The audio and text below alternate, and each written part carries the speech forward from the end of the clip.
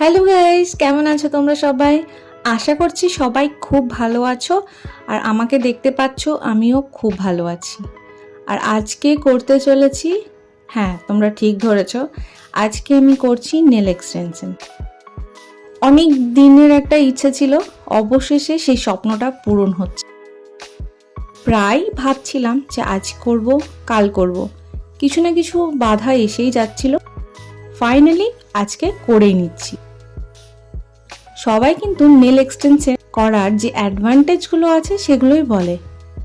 আমি আজকে তোমাদের বলবো ডিসঅ্যাডভান্টেজ, যেগুলো খুব বেশি করে মাথায় রাখবে এই নেল এক্সটেনশন করার আগে।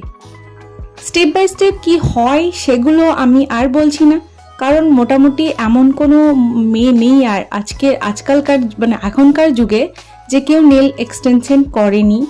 আমি হয়তো